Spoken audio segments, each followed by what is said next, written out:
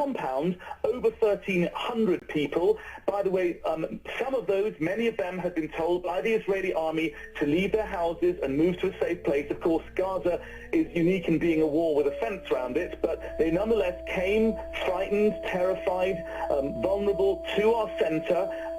They were coming to what they thought was a neutral United Nations shelter, and then the rest is history. 40 people killed. And tell us about this school. A school for who?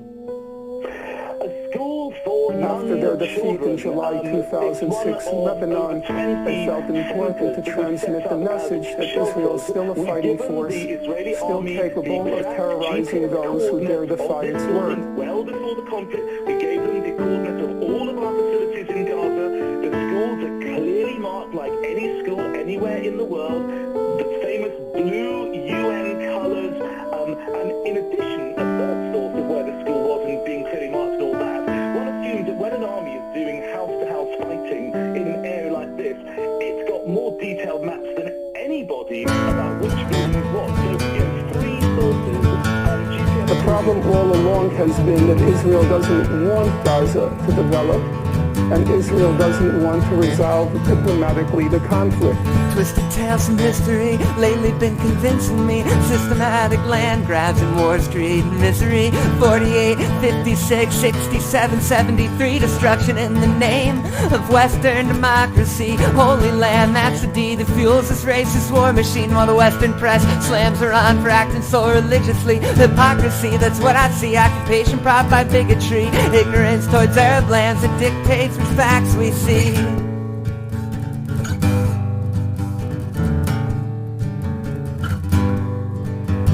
Twisted tales from history lately been convincing me. Systematic land grabs and wars creating misery. The British mandate the Shah, the Hashemite monarchy. Destruction in the name of Western democracy. Philistine children spread all over the region. The survivors of Al-Nakba, uprooted and imprisoned. Groves of ancient olive trees plowed over in a moment. Refugees piling in to Lebanon and Jordan and Iraq, who ain't forgot about the Amaria massacre. The highways of death that summarize the last war. Soldiers flying low in bushes, helicopters firing missiles into soldiers surrendering in Basra.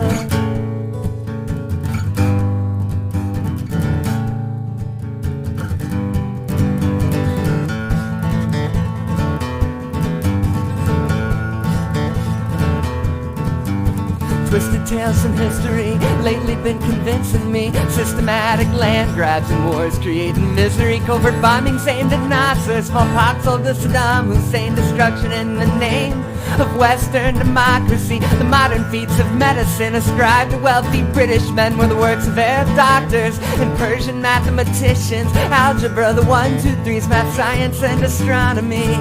Education as the basis of democracy. The whole world on one side, Israel, the United States, and Australia on the other side. We have all 22 members of the Arab League favoring the two-state settlement on the June 1967 border. We have the Palestinian Authority favoring that two-state settlement on the June 1967 border. We now have Hamas favoring that two-state settlement on the June 1967 border. The one and only obstacle is Israel backed by the United States. That's the problem. I don't care if you're a Muslim or a Jew. I care about what you do. You take my land, take my food. I'd fire rockets at you too. And that's not to say that I'd like to live that way. Nobody wants to see their people dying every day. Hi, this is Socialist Lynx, and this is an appendix to the series of the national question of the 21st century. I thought I finished my video with a part 4, basically concluding everything I was saying and giving a short summary of the Brazilian Revolution before concluding everything I was basically saying, and giving a good analysis of basically the practice of racism under capitalism. However, some recent news came up that I just found while in the making of this video, where basically there's more left-wing drama on the question of national liberation movements, but not just national liberation movements, but specifically on the national liberation movement / anti-fascist struggle in a nation that's trying to fight for both national liberation and also the overthrow of a fascist state. I am, of course, talking about the Palestinian national liberation movement.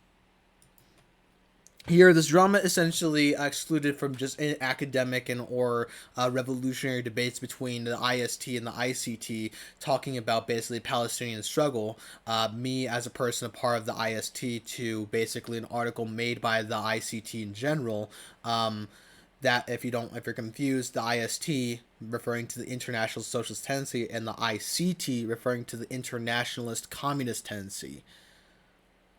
However, there is some more drama that actually came up between a known communist YouTuber by the name of Bad Empanada and another quote-unquote far-left YouTuber that's actually shown colors of fascism, aristocracy. Not not aristocracy with an A, aristocracy spelled as ERIS. Stocracy. So yeah, aristocracy. Think of the word eris, like ERES and ERIS, and then like stocracy, and that's basically her name. And yeah, no, just basically some shit that basically came up between that. I want to give my comments on the whole thing.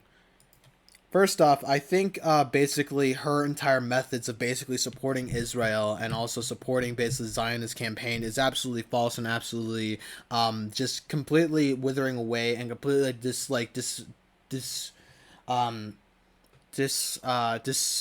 denouncing basically, and also just bring up about whataboutism about certain subjects among the Palestinian National Liberation Movement, and just making it more about basically Israel and about Israeli people, basically painting them as victims of apparently Palestinian oppression and Palestinian movements trying to basically call for liberation of their own peoples, rather than understanding that Israel is a settler state that has acted itself based off fascist ideology and was instated during an economic crisis by the British bourgeois state, specifically to be able to crush a working class movement within Palestine and also create a state that would stabilize its capitalist economics that is still in place today, in a way where basically Israel, by the basic functions of basically fascism, as what I would define it, and as what has been analyzed throughout history as capitalism within decay.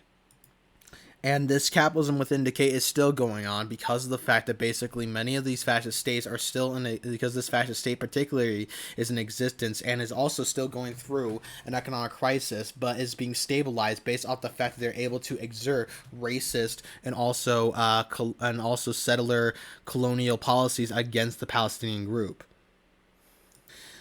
Many people would call this an apartheid state, but it's not even just an apartheid state. In fact, calling Israel an apartheid state is actually probably a simplified idea of basically what's going on between the state of Israel and the Palestinian national minority within the state of Israel as well. That should really be referred to as Palestine. What in reality, as far as I basically analyze saying that Israel is a fascist state, I recommend you basically check out that video.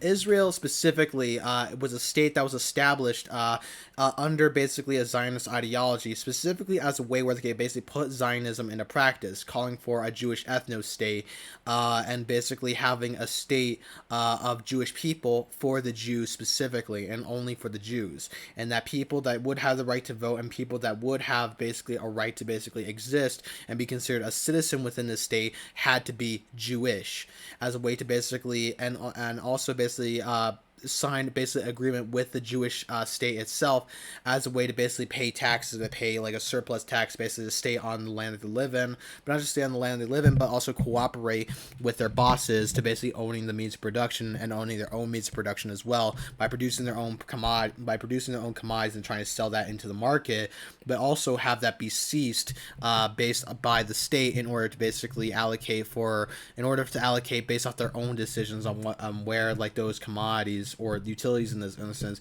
would go to based off depending on the populace of the region. And this state was specifically designed as a way and was specifically instated when there was an economic crisis within Britain in 1948 that affected Palestine deeply, and it gave rise to a radical communist movement within Palestine. Britain, fearing that they would lose their holding within the Middle East, adopted basically the Zionist Party of Palestine to basically try to take control of basically the holdings of Palestine, which created the State of Israel. And during this creation of the State of Israel, they work forward to then basically genociding and also basically using police to be able to kill communists and also genocide a minority group and use Palestinians specifically as a scapegoat against basically all their problems and like how it was formed. This genocide and this entire way to basically kill people with the police was a genocide, and actually even modeled that of the Holocaust during the emergence of the Nazi Germany. This event in Palestine specifically would become known as the Al-Nakba, where 500,000 to 1 million people within the lands of Palestine were killed and arrested and were ethnically cleansed in mass massacres around the country of Palestine.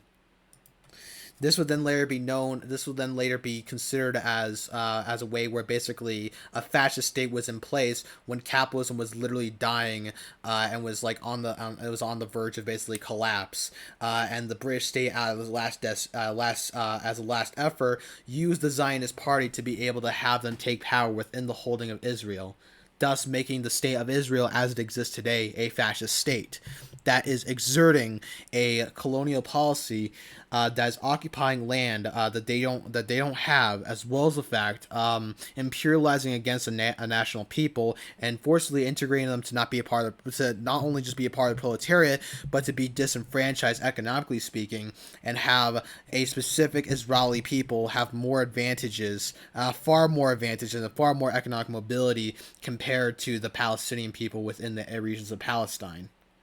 This is what makes Palestine very unique as a national liberation struggle, but not just a national liberation struggle, but also an anti-fascist struggle that is still actively going on and is still actively happening, where it's not just a national liberation, but it's also anti-fascist. And it really shows on actually the lack of nationalism within this movement of Palestine, but rather the more internationalist perspective, the more internationalist action that usually happens within the regions of Palestine, and the reasons why we should support Palestine against Israel. However, aristocracy does not get this at all. In fact, she's blatantly tried to justify the existence of Israel, saying that if Palestinians were given back their land, and if Palestinians were to basically take hold of Israel in a one-state solution in favor of Palestine, this would, in her mind, apparently give way too many basically room to Palestinians when Israel apparently is already full, which is absolutely false. The current population density of Israel today, the State of Israel, both Israel proper, but the West Bank and also Gaza, is around 200 people per square kilometer. Now, if we were to basically literally give every single Palestinian and every single Palestinian family, all right, that would basically had left Palestine and were just forcefully exiled out of Palestine and give all of their land back, we would have at most 700 people per square kilometer if we were to do that, at most. However, that's most likely not going to happen because many Palestinians that have been exiled of Palestine have already developed their own lives and have already developed their own families and traditions within other lands, such as in Britain, France, Spain, the United States of America, Canada, etc., many other nations around the world, to the point where where there's going to be some Palestinian people that might like some generations of Palestinians that just might not be interested in going back to Palestine because it's too late, because it's already been too late, and they've already been gone because their families have already been gone for such a long time after migrating outside of Palestine since the 1940s. Which, for crying out loud, that's the same exact time period where my own grandfather from Mexico immigrated to the United States. So, and we decide to stay here in the United States and not go back to Mexico. So yeah, no, they're most likely going to stay there at the most. So the more accurate estimate, if we were to basically abolish the state of Israel and we were to establish a one-state solution where Palestinians and Jews can live peacefully together, which is what majority of the Palestinian National Liberation Movement does want, a one-state solution for Palestine where Jews can still peacefully exist, like within the nation, as long as they don't exert specific policies against them as a national people. At most, we would have 500 people per square kilometer, which is less than that of the per square kilometer ratio for New Jersey. And New Jersey is around the thousands of the per square kilometer, and yet they still have massive open spaces and suburbs where people can literally like farm and grow livestock in the region, and still have more of a population than that of what would happen in Palestine if we were to literally give every single Palestinian back their home. Like, and that's also ignoring the fact that basically there's a lot of open plot land within the areas of Palestine that could easily be built for homes where people can live in as well, both Palestinians and Jews that seek to live in Palestine as well, and not just Palestinian Arabs or Jews, or it could also be Christians, it could be Europeans, it could be anyone, even Latinos that would like to basically go to Palestine. There still be enough for basically people to live in. So that itself is already false, but it does show her real intentions on basically talking about Israel and Zionist fascist policy within the state of Israel as well. I wanted to make this appendix because this clearly highlights some of the problems that both the internationalist communist tendency somewhat had when calling for a no-state solution and saying that both the Israeli working class and the Palestinian working class have a common struggle. It's because they do have a common struggle, but it's blatantly ignoring the fact that the majority of the working class within Palestine, including Israel proper, are majority Palestinian. As well as the fact, it's also ignoring the fact that basically even the Israeli working class usually have basically various advantages compared to other workers within the areas of Palestine, like that on how white workers here in the United States have certain advantages that could basically exceed the disadvantages that black workers have here in the United States.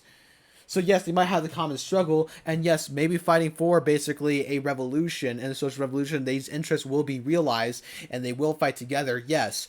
But those interests cannot be done unless the actual physical oppression that they face right now is addressed, and until that could be able to basically be understood. And if that is not addressed, you are still inevitably going to basically be defending and still going to inevitably defend basically fascist and also imperialist states like Israel that oppresses the Palestinian that oppresses the Palestinian Arabs where the Palestinian Arabs act as a minority, a disenfranchised minority in the areas of Palestine that is called Israel according to the state of Israel.